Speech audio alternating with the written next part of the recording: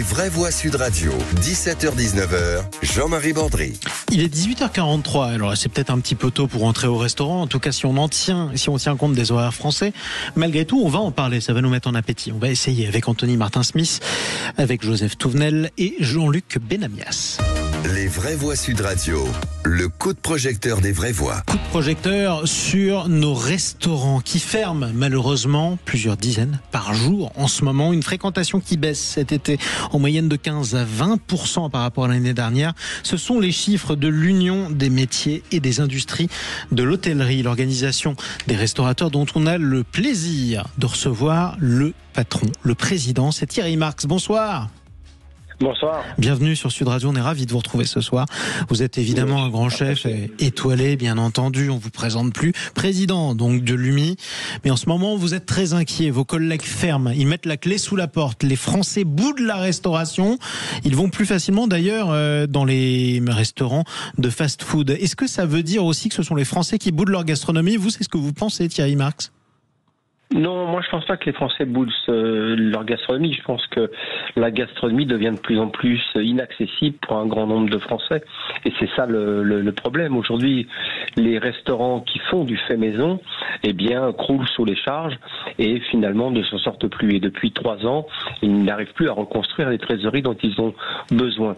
Et effectivement, est en train de s'installer en France une industrialisation d'une restauration qui se normalise et finalement qui nous fait perdre la diversité de notre cuisine et notre identité de cuisine et qui nous fait perdre aussi notre attractivité gastronomique. Donc c'est une réflexion qu'on a eue au travers d'un think tank avec plusieurs chefs. C'est pas né uniquement de ma propre réflexion ou de la réflexion de l'UMI. C'est beaucoup de chefs qui sont en train de s'émouvoir de ça.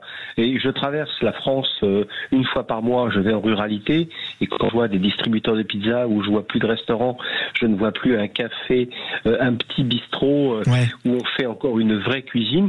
Je dis attention, on est en train de perdre notre identité culturelle au travers de notre gastronomie et quand une nation perd son identité gastronomique, il y a danger. Qu'est-ce qui fait que ça coûte plus cher de servir un repas qui a été fait maison dans un restaurant que de servir, je sais pas, un sandwich, une pizza industrielle ou autre chose? Eh ben, c'est les charges. Les charges, quand vous faites du fait maison, il faut un peu plus de personnel, bien évidemment. Il faut sourcer des produits de qualité. L'augmentation du coût de l'énergie était très dure pour ces métiers de la restauration. Et à côté de ça, il y a une industrialisation d'une forme de cuisine qui s'offre, qui est effectivement très peu chère, qui est assez normée et qui vient télescoper. Alors quand vous faites du non fait maison et que vous avez 8% de marge et celui qui fait du fait maison a peine 2% de marge et qui dans la moindre zone de turbulence économique disparaît, ne peut pas supporter les charges, eh bien on voit s'installer autre chose. Donc il va falloir qu'on travaille sur le fond, pas simplement sur la forme. C'est pas conjoncturel. Aujourd'hui, les problèmes de cette gastronomie, ils sont structurels et ça touche aussi bien les 1500 chefs et chefs reconnus, étoilés, dans des listes, peu importe. Que le troquet du coin. L'ensemble de et le troquet du coin, qui disparaît parce que finalement il est télescopé par une autre forme de restauration. Et ça, il va falloir le travailler. Et moi, nous défendons l'idée d'une loi cadre sur le fait maison, au moins qu'on reconnaisse les établissements qui font de la qualité et qui expliquent un peu ce qu'ils mettent dans l'assiette. Joseph Touvenel. Je vais raconter une histoire un peu personnelle. J'ai une tante qui avait un restaurant dans l'Aveyron à Rodez, qui s'appelait Loustal. Petit restaurant où on mangeait très bien, où il y avait les habitués, notamment les gendarmes qui venaient. Une nourriture locale de qualité. Et pourquoi? Alors très peu de marge, mais d'abord elle aimait ce qu'elle faisait, c'était convivial, et en même temps elle allait, les produits venaient en majorité de la ferme familiale. Mais ça c'est verboten, c'est interdit, c'est terminé, c'est etc. Pourquoi? Parce que l'État ne s'y retrouvait pas, parce que évidemment la TVA, quand vous prenez les poulets ou le cochon de la ferme locale, ça passe pas par tout le biais, etc. Et puis officiellement, c'était pas bien parce que est-ce que c'était hygiénique, etc. Personne n'est mort et ça fait des générations que les Aveyronnais mangent du porc qui vient, voilà. Et donc elle a dû, à un moment donné, elle a fermé parce que les marges étaient tellement faibles et les obligations et les charges arrivant. Pour l'anecdote quand même, ces gendarmes, ensuite je lui ai demandé, mais ma tante, ils mangent où maintenant les gendarmes? On dit, mais les gendarmes, ils viennent à la maison. Et donc elle avait toujours des gendarmes qu'elle nourrissait, mais chez elle le midi. Ça aussi c'est la France. Ça vous parle cette anecdote, Thierry Marx? Oui, ça me parle. Encore une fois, on croule sous les. On est un peu comme le deuxième rideau des agriculteurs.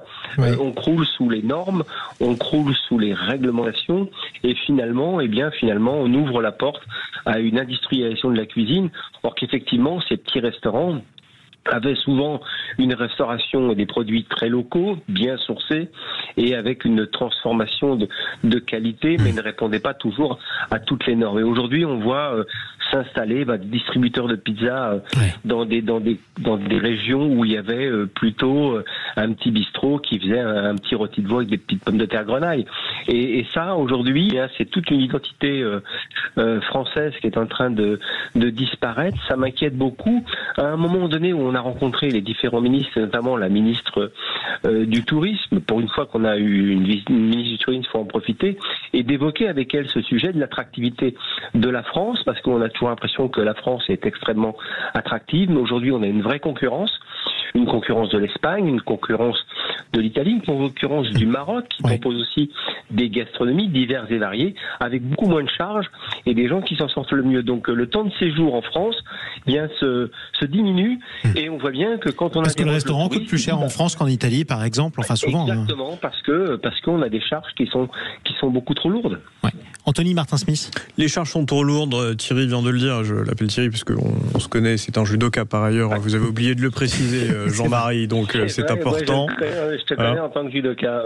Et on a le même préparateur physique par ailleurs que je salue, Vincent Limard. Exactement. Ce que je veux dire, c'est que effectivement, le doigt, il est pointé au bon endroit, les charges. Et c'est pas les syndicalistes autour de la table qui, pour une fois, vont me contredire. Les charges sont trop lourdes, elles sont étouffantes. Thierry, vous avez parlé des charges sociales, mais on peut aussi parler du mètre carré. Jean-Marie, vous disiez la restauration rapide. Pourquoi c'est plus facile de faire un sandwich ou une pizza? Parce que quand vous le faites dans un food truck, le coût du mètre carré, il n'est pas le même. Le coût de l'énergie, bon, il a baissé. C'est plus celui qu'on a connu en 2022-2023. Mais par contre, le coût du mètre carré, lui, continue d'augmenter. Il continue d'étouffer nos restaurateurs. Et ce dont j'ai toujours à la campagne, notamment dans l'Aveyron. Non, effectivement. Et d'ailleurs, on voit aussi des initiatives locales très intéressantes dans certaines communes qui utilisent la restauration comme vecteur de lien social et de réinsertion professionnelle. Moi, je trouve qu'on devrait mettre davantage l'accent sur la restauration comme vecteur d'insertion professionnelle facile. Non pas le métier est facile, mais par contre, il est facile à aborder parce que c'est un métier qu'on va faire avec le cœur et avec l'envie et avec l'estomac.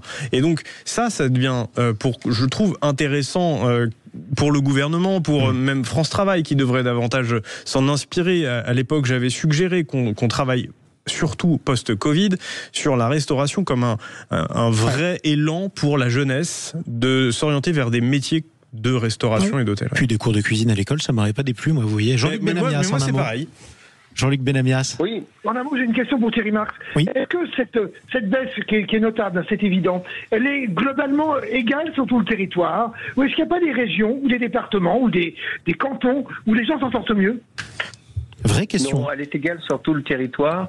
Et aujourd'hui, quand on parle du nombre de restaurants, si je regarde les chiffres, ce matin, des tribunaux de commerce, on ferme 25 restaurants par jour. Donc vous voyez que c'est quand même important.